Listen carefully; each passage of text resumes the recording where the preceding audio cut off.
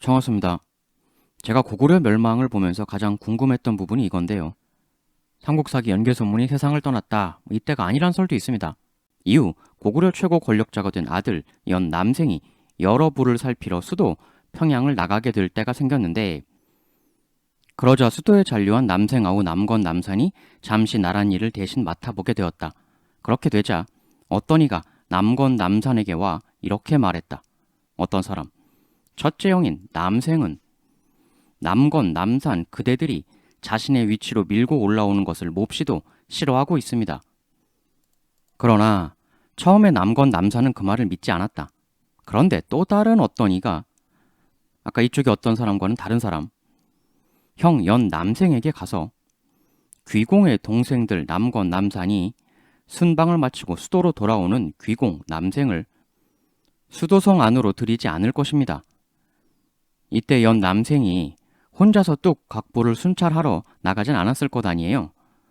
수도 전 병력은 당연히 아니겠지만 나름 일정한 병력을 거느리고 순방을 나갔겠죠.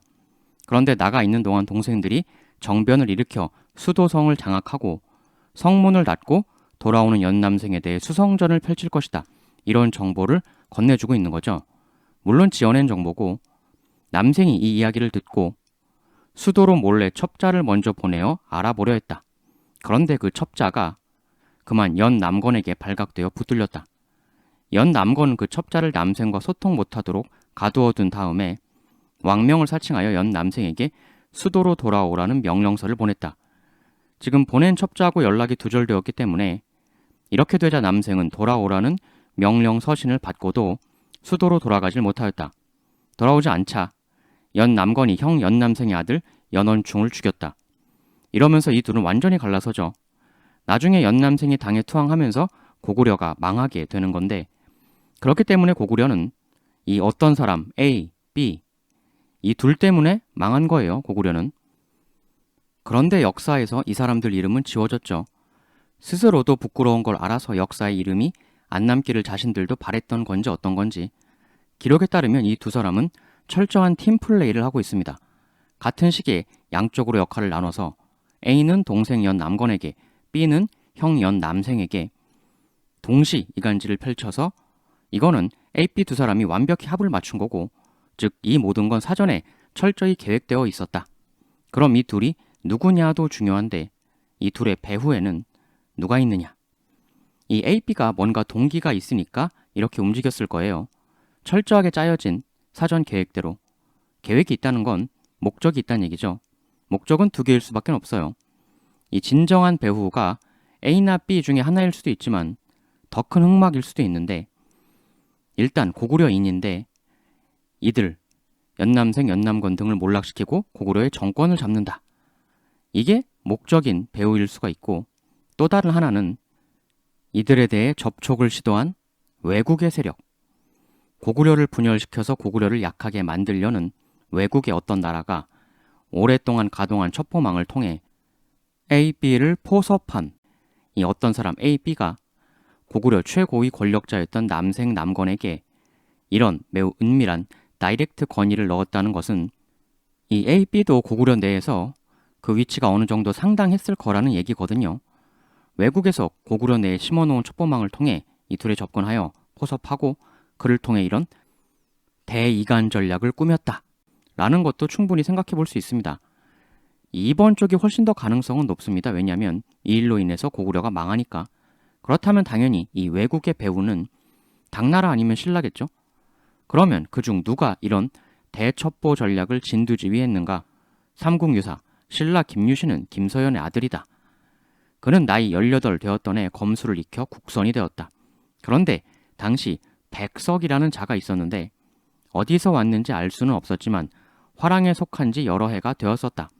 김유신은 고구려 백제를 치기 위해 밤낮을 가리지 않고 전략을 모의하고 있었는데, 백석이 그 모의를 알게 되고는 김유신에게 가 이렇게 말하는 것이었다. 백석, 제가 김유신 공과 함께 몰래같이 고구려로 잠입하여 정탐하고 난 이후에 고구려 공격을 도모하는 것이 어떻겠습니까? 이 제안을 듣고 김유신은 크게 기뻐하며 친히 백석을 데리고 고구려로 잠입하기 위해 밤에 길을 떠났다. 지금 이 내용은 고구려 내부 사정을 알아내기 위한 첩자 활동을 김유신이 자기 자신이 직접 가서 하겠다라고 하고 백석과 함께 듀오로 고구려에 들어가려고 했다는 거죠. 그런데 그렇게 둘은 한참 길을 가다가 고개 위에서 잠시 쉬게 되었다. 그런데 살펴보니 어떤 두 여인이 김유신을 조용히 따라오는 것이었다. 그렇게 골화천이란 곳에 이르렀는데 거기에 이르러 잠을 자려고 하니 또 한 여자가 호련히 더 왔다. 그러자 유신은 세 낭자와 즐거이 이야기를 나누었다. 낭자들이 김유신에게 아주 맛있는 과자를 주었다. 유신은 맛있게 그 과자를 먹으면서 마음이 허락되어 현재 이동하고 있는 사정을 낭자들에게 말해주었다. 지금 신라의 청년 무장으로 백석이란 동료와 함께 고구려로 첩보전을 하러 간다. 그런 이야기를 했다는 거죠. 믿을 만한 신라 낭자들 이군, 이런 믿음이 생겨서 그렇게 얘기를 했다는 거예요. 그러자 낭자들이 이렇게 말했다. 김유신 공께서 하신 말씀은 잘 알겠습니다. 원하옵건대 저 백석을 잠시 떼어놓고 저희들과 함께 숲속으로 들어가시지요. 이에 유신이 같이 숲속으로 들어가자 낭자들이 신의 모습으로 변하였다. 그러면서 말했다. 우리들은 내림, 현례, 골화 등 세 곳을 지키는 호국신이다. 지금 적국 고구려의 사람이 그대 김유신을 유인해 가는데도 그대는 이를 모른 채 같이 길을 떠나고 있는 와중이었다. 그래서 그대가 떠나지 못하게 하려고 여기까지 따라온 것이었다. 라는 말을 마치자마자 새 낭자는 바람처럼 사라져버렸다. 김유신은 이 말을 듣고 크게 놀라 엎드려 2번 절하고 숲에서 나왔다. 그리고 고라관에 유숙할 때 백석에게 이렇게 말하였다. 지금 고구려에 가면서 가져가야 할 중요한 문서를 하나 놓고 왔다. 나랑 같이 내 집으로 돌아가서 가지고 와 다시 길을 떠났으면 좋겠구나. 하여 다시 집에 돌아와서는 백석을 급습해 묻고 진실을 캐 묻자 백석이 이렇게 말하였다. 그렇습니다. 저는 본래 고구려 사람입니다. 근데 백석이 아까 화랑이라고 했었어요. 고구려인 고구려 첩자가 무려 화랑에까지 침투가 되어 있었다는 거죠. 고구려의 첩보 활동도 상당했다는 건데 이전에 우리 고구려의 여러 신하들이 말하길 신라의 김유신은 바로 고구려의 점치는 추남이었다라고들 하였습니다. 고본에는 춘남이라고 돼 있으나 잘못된 일이다. 여기서 말하는 추남은 사람 이름을 얘기하는 거예요. 김유신이 원래 고구려 사람 점을 잘 치는 추남이란 사람이었다는 거죠. 어느 날 고구려 국경에 거꾸로 흐르는 기괴한 물이 있어 고구려 왕이 이를 추남에게 점치게 하였더니 추남은 이렇게 말을 했습니다. 이 기괴한 일은 고구려 대왕의 왕비가 음양의 도를 역행하였기 때문에 생기는 일입니다. 그러자 고구려 왕은 크게 놀랐고 왕비 역시 엄청나게 화를 냈습니다. 그러면서 왕비는 추남을 요망한 여우라고 하며 고구려 왕에게 다시 한번 추남을 시험해 보아 만일 틀린 말을 하면 중형에 처하라고 강하게 권하였습니다. 그래서 왕은 쥐 한 마리를 상자 속에 가두어 놓고는 그 상자를 보며 추남에게 이게 무슨 물건일지 맞추어 보라고 하였습니다. 그러자 추남은 이것은 필시 쥐이며 모두 8마리입니다 라 하였습니다. 그래서 왕은 추남이 틀렸다 하여 추남의 목을 베라고 명령하였습니다. 그러자 추남이 형장에 끌려가며 말하길 내 죽은 후에 필시 대장이 되어 고구려를 멸망시키러 다시 돌아올 것이다 라 하였습니다. 추남의 목을 베고 난 후 쥐의 배를 갈라보니 그 안에 베고 있던 7마리가 있었으므로 그제야 추남이 맞았다는 것을 모두가 알게 되었습니다. 그 후 고구려 왕은 추남의 혼이 신라 김서연 공 부인의 품으로 들어가는 꿈을 꾸었습니다. 여러 신하들에게 그 꿈 이야기를 하자 신하들 말하길 추남이 마음으로 그리 원망하며 죽더니만 역시 신라로 가게 된 듯합니다 라 하였습니다. 지금 이 이야기는 그 신통력을 가졌던 고구려인 추남의 환생이 김유신이다 이런 얘기죠.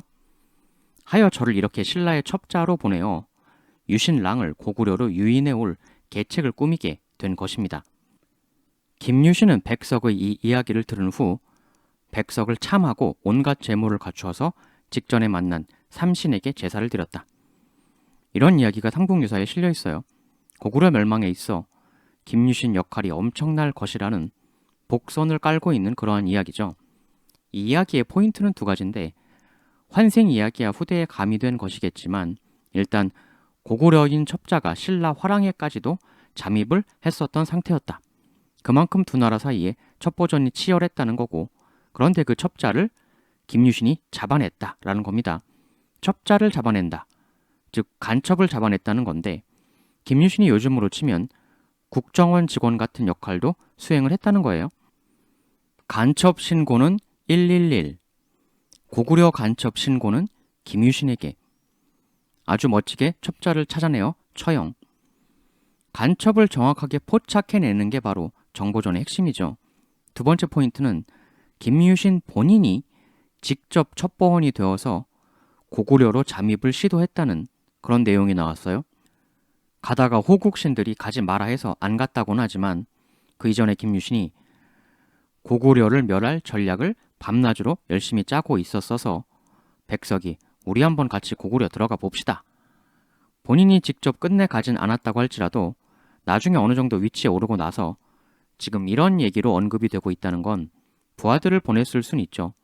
백석을 발견해낸 신란의 첩보전 전문가인 만큼 잡아내는 업무하는 사람이 보내는 업무도 같이 관할을 할 테니 김유신이 대고구려 정보 첩보전 일선에서 맹활약했다는 걸 충분히 보여준다고 볼 수 있는 기록이에요.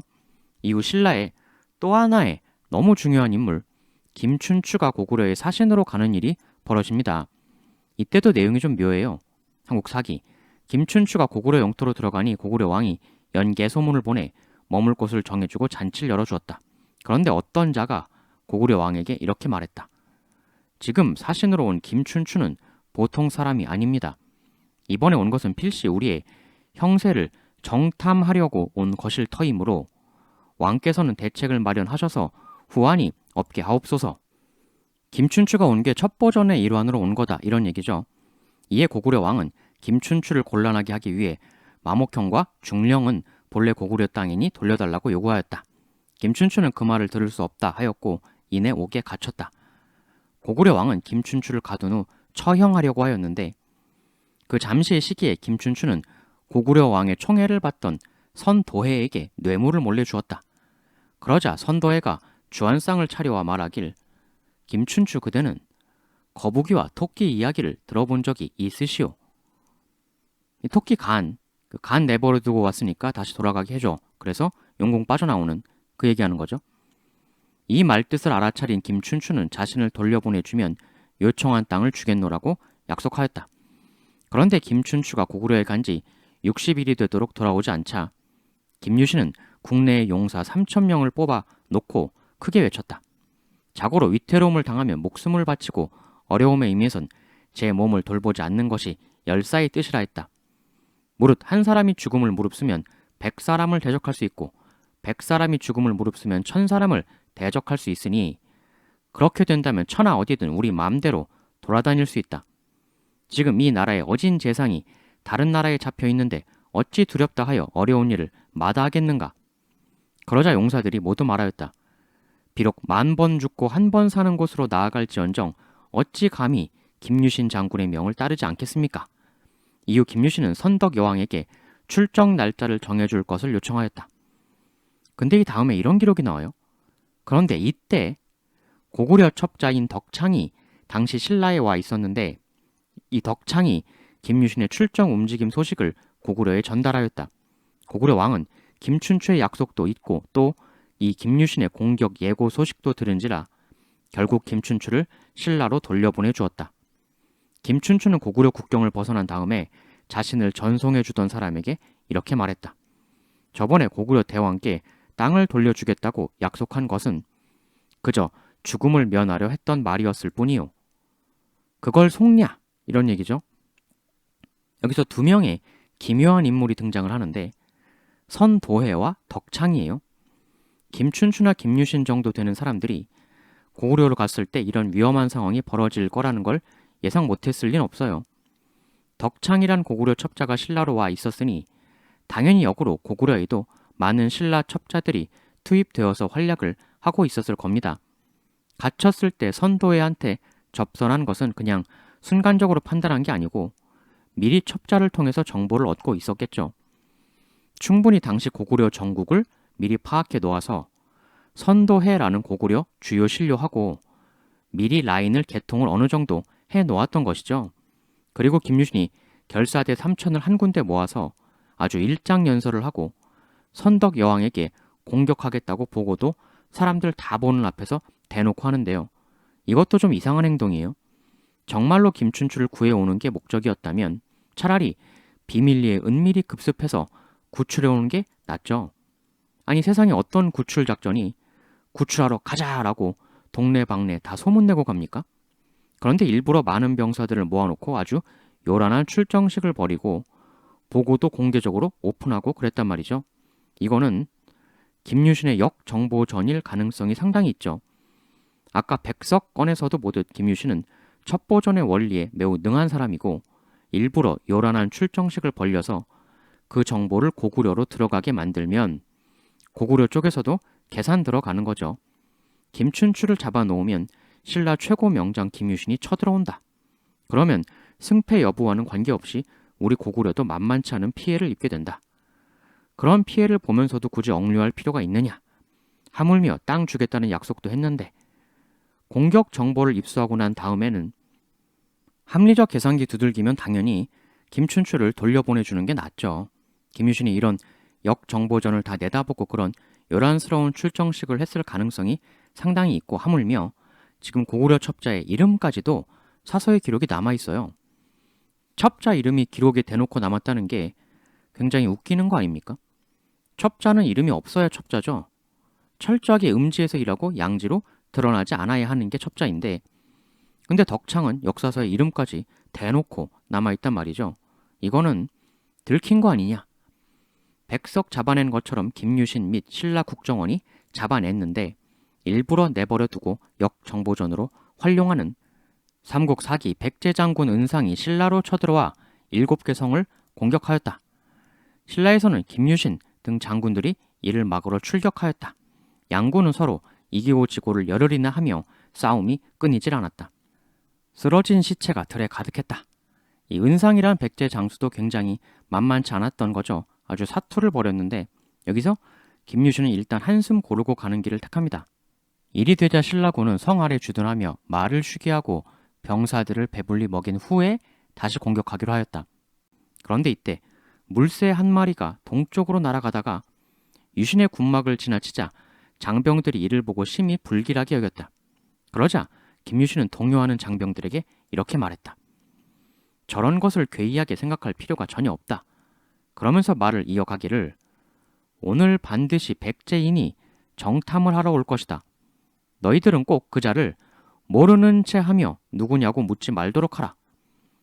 그리고는 전군 중에 명령을 내렸다. 성벽을 굳게 지키고 절대 움직이지 말라. 내일 원군이 오고 난 다음에 결전을 하러 나가겠다. 그러자 신라군에 잠입해 있던 백제의 첩자가 이 말을 듣고 돌아가 은상에게 보고하였다. 이에 은상은 신라군의 병력이 여기서 더 증강된다는 이야기에 두려워하지 않을 수가 없었다. 그와 함께 은상은 신라의 추가 지원군이 오고 나서야 김유신이 움직일 것이다. 그 전에는 가만히 있을 것이다. 이런 생각도 하게 되었던 거죠. 그러나 그건 당연히 잘못된 정보, 바로 김유신의 장기 역정보전이었습니다. 신라군이 가만히 있을 것이라 생각하던 은상에게 김유신은 바로 급습 공격을 가합니다. 바로 이때 김유신 등이 일시에 공격하여 큰 대승을 거두었다. 이 고구려 덕창도 김유신이 백제 은상하고 승부할 때처럼 첩자가 이름까지 사서에 남아있다는 걸 봐서 김유신 특유의 역정보전일 가능성이 충분히 있습니다. 고구려 왕의 총애를 받는 신하라는 선도의 역시도 신라 국정원을 통해 신라로 포섭된 인물이죠. 사실상 왕이 총애했다 즉 상당한 고위 관료고 이때가 연개소문 집권기니까 연개소문 시절에도 아주 높은 자리를 유지했던 사람이라는 거예요. 그런데 그런 높은 사람이 지금 신라로 포섭이 된 상황이란 말이죠. 요즘 말로 하면 거의 장차관급이 적국에 포섭된 그런 거죠. 연개소문 시절에도 이 사람이 높은 지위를 누렸기 때문에 이 사람이 연개소문보다 더 오래 살았나 빨리 죽었나 그건 알 수가 없지만 이 고구려를 망하게 하는데 결정적 역할을 한 어떤 사람, 최고 권력자 연 남생 남건에게 은밀히 이런 엄청난 이간질을 해낼 수 있었던 초고위 고구려 신료, 일본 용의자가 나오는 거죠. 김춘추를 신라로 돌려보냈는데 큰 역할을 한 포섭된 고구려 고위 신료 선도해, 혹은 그의 아들 내지는 그와 같은 일파의 최측근, 이 선도해를 중심으로 한 그 본인 아니면 그와 아주 가까운 친족, 이 1번 용의자가 되는 것이죠. 고구려를 망하게 한 이 어떤 사람의 정체, 이 어떤 사람 AP의 조직적 콤비 이간 플레이만 아니었어도 고구려는 망하지 않았을 거예요. 최소한 그 타이밍에 그렇게 망하진 않았겠죠. 연 남생이 자기 세를 이끌고 당으로 붙어버렸으니까. 남생은 고구려 최고 권력자였으니 고구려 군의 모든 기밀, 정보 다 알고 있었을 것 아닙니까? 보통 사람이 넘어간 거랑 차원이 다르죠. 즉 고구려는 사서의 이름이 빠진 이 어떤 사람 때문에 망한 건데 1번 용의자, 신라와 내통한 선도해 중심으로 생각해 볼 수밖에 없어요. 그러면 선도해의 진정한 배우는 고구려 첩자, 백제 첩자를 능수능란하게 다루고 고구려로 직접 첩보전하러 들여가려고 조차 했었다는 김유신, 삼국시대 최고의 정보전 달인, 삼국사기 김유신이 신라왕에게 말하였다. 백제가 무도하여 죄악이 걸주보다 심하니 이젠 하늘의 뜻에 따라 그 죄를 다스릴 때입니다. 이에 앞서 급찬 조미압이 현령으로 있다가 백제로 잡혀가서 백제 좌평 임자의 종이 되었었다. 그는 정성을 다하여 부지런히 일하고 태만한 적이 없었다. 그의 임자는 그를 불쌍히 여겨 의심하지 않았고 마음대로 외부 출입을 하게 하였다. 그러자 조미압은 기회를 봐 백제를 탈출하여 신라로 와 김유신에게로 가서 백제의 사정을 보고하였다. 적국의 사정을 보고하는 걸 김유신에게 가서 하고 있어요. 김유신이 신라의 국정원장이었다는 걸 단적으로 보여주는 대목이죠. 군내에서 최강 실력자였으니까 그런 역할도 같이 했겠지만 또 한편으론 아까 삼국유사처럼 아주 젊었을 때부터 정보 파트에서 활동을 엄청나게 김유신이 많이 했었죠. 요즘 군대 내에서도 장교가 다 분야가 있지 않습니까? 군수장교, 작전장교, 정보장교 등등. 현장 지휘 명장이기도 하지만 근원적으로 정보통이었다는 거고, 유신은 조미압이 충직하고 쓸만한 인물임을 알고 그에게 말했다. 나는 임자가 백제에 국사를 전담하고 있다고 들었다. 내가 그와 의논을 해보려 하였으나 기회를 얻지 못했었다. 임자라는 사람이 백제 국정의 상당 부분을 맡는 최고위급 영향력 있는 인물인데 그런 높은 사람에 대해 이미 조미압 이전에 김유신이 컨택을 시도했었다는 거예요. 적국의 최고의 신료에게 이미 예전부터 첩보전을 걸고 있었던 김유신인 거죠. 근데 워낙 최고위급이다 보니 안 들키고 부작용 없게 잘 하는 게 좀 쉽지가 않았었다. 근데 조미압 그대가 나를 위하여 다시 돌아가서 이것을 이야기하도록 하라. 지금 기껏 백제에서 도망 나온 조미압에게 도로 백제로 돌아가서 나의 첩보원이 되어달라 이런 요구를 하는 거죠. 조미압, 김유신 공이 저를 불초하다고 여기지 않고 일을 맡기시니 비록 죽더라도 후회는 없습니다. 굉장히 목숨을 걸어야 하는 어려운 일인데 김유신 공께서 시키신다면 목숨이든 뭐든 다 걸고 열심히 해보겠습니다. 이러고 있죠. 당시 신라인들 사이에서 김유신이 얼마나 절대적 명망을 얻고 있었나 이걸 볼 수가 있고 또 김유신을 위해 그를 따라서 일하면 그에 합당한 올바른 보상을 해준다 이런 믿음도 있었겠죠. 조미압은 다시 백제로 가서 임자에게 말했다. 제가 기왕 백제의 백성이 되었으니 이 나라의 풍습을 알아야겠기에 수십여일 동안 백제 여기저기를 다니면서 돌아오지 못했습니다. 그러나 개가 주인을 그리는 마음처럼 제 마음을 억제할 수 없어서 이렇게 돌아오게 된 것입니다. 임자는 그 말을 믿고 조미압을 혼내지 않았다. 한동안 지내다가 조미압은 기회를 보던 끝에 드디어 임자에게 말을 꺼냈다. 지난번엔 죄를 받을까 두려워 감히 사실대로 말을 못하였습니다. 실은 저는 신라에 갔다 왔었습니다. 가서 김유신 공을 만나고 왔었는데 김유신 공이 전해드리라고 한 말씀이 있었습니다. 그게 무엇인가? 김유신 전원. 자고로 나라의 흥망은 예측할 수가 없는 법이요. 만일 백제가 망하면 임자 그대는 나 김유신에게 의지해 주길 바라오. 내 그대를 책임지겠소. 허나 만일 신라가 망하면 내가 그대에게 의탁하도록 하겠소. 지금 조미압이 목숨 걸고 고백을 한 거죠. 내가 첩자라는 사실을 오픈한 거니까. 임자는 이 말을 듣고 묵묵히 말이 없었다. 조미압은 이에 물러나온 후 수개월간 처분을 기다렸다. 그렇게 지내던 중 어느 날 임자가 조미압을 따로 불렀다. 임자, 지난번에 나한테 한 얘기 말일세. 김유신의 전원이었다는 그 말. 그 말이 뭐였지? 그렇게 묻자 조미압은 지난번과 똑같이 말해주었다. 잘 알았다. 너는 김유신에게 돌아가 내가 잘 알았다고 알려라. 조미압은 이 말과 함께 김유신에게 돌아가 백제 내부 사정을 상세히 고하였다. 백제 국정의 상당수를 다룬다는 최고위급 신료 임자마저도 김유신에게 포섭되고 있는 그런 상황입니다. 이렇게 되자 김유신은 서둘러 백제를 병합할 계획에 착수했다. 임자를 통해 백제의 정보를 엄청나게 빼내면 물론 임자가 상당한 백제 국정 의사결정에 영향을 끼칠 인물인 만큼 중요한 순간마다 백제 의사결정에 헛다리를 짚게끔 이 임자가 활동을 했겠죠. 그것이 백제 멸망의 큰 하나의 원인이 된다. 물론 이걸 임자가 백제 귀족들과 정책적으로 척을 지던 의자왕하고 사이가 틀어져서 이렇게 된 거다. 그게 큰 원인이다. 뭐 이렇게 보기도 하지만 그러한 위크 포인트를 놓치지 않고 파고든 김유신의 능력도 있다고 봐야겠죠. 이미 조미압 이전부터도 김유신은 임자에 대한 포섭 노력을 하고 있었었고 백제한테 이런 일을 했는데 김유신이 고구려 모종의 최고위급 신료에게도 이러한 시도를 안 했을 리가 없죠. 당연히 했을 것이고 그러면 고구려를 멸망으로 이끈 어떤 고위 신료 고구려 내부 정보를 예전부터 열심히 수집해왔던 김유신이 임자처럼 포섭해서 이런 대내분이 일어나도록 조장했다. 라는 가능성의 가설도 한번 생각해 볼 수가 있습니다.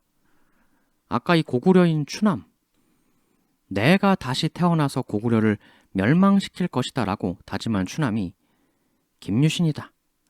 이 이야기는 김유신이 고구려 멸망에 어떤 방식으로든 엄청난 영향을 끼쳤음을 암시하는 내용일 수도 있죠. 그렇다면 결국 고구려는 김유신 때문에 망한 것인가 라는 가설도 우리가 생각해 볼 수 있습니다. 근데 이건 비단 고구려 백제뿐만이 아니고요. 어떤 나라가 다른 나라한테 밀려서 망한다고 했을 경우는 너무나 많은 케이스가 정보전, 첩보전에서 밀려서 망해요. 역사에서 무수히 반복되어 왔던 일이라는 거죠. 첩보전을 통해 적 내부 조직의 약점 포인트를 잡아내서 그걸 통해 내분하게 만드는 이건 병법의 기본 ABC이기도 합니다. 김유신 가설 외의 다른 가설로는 당나라에서 했을 가능성도 있죠. 이 어떤 사람들 뒤에서 조종한 건 당나라 아니면 신라 둘 중에 하나가 유력한데 당나라고 신라 중에 아무래도 보다 많은 첩보전 기록이 사서에 남은 건 신라고 또 신라가 당나라보단 고구려 사정을 조금이라도 더 잘 알고 그래서 첩보전 하기도 약간이라도 더 용이했겠죠. 그러면 배우가 신라일 가능성이 조금이라도 더 크고 신라라면 조미압 건에서 보듯 신라의 첩보전, 포섭전을 총괄하던 게 김유신이었으니 이 고구려를 결정적으로 망하게 한 어떤 사람 A, B들 뒤에는 김유신이 있었을 가능성 부정할 수는 없는 것이죠. 고구려를 망하게 한 이 어떤 사람 A와 B, 그 이전에 신라에게 포섭되었던 고구려 고위신료 선도에 백제 최고의 신료를 손에 넣었던 김유신. 당시 상황을 여러 신라와 김유신의 행적 등을 종합하여 가능성을 찾아본 것이죠. 등등. 그러나 다른 설도 충분히 더 있을 수는 있습니다. 추후 기회 되면 고구려 말기 및 연개소문 가문 정권의 이야기를 조금 더 분석해보면 다른 이야기도 더 나옵니다. 이 고구려 멸망을 너무 크게 아쉬워하실 필요는 없죠. 곧 얼마 후에 바로 고구려가 부활을 하니까 말입니다. 그럼 다음 시간엔 또 다른 내용 가지고 오겠습니다. 대단히 감사합니다.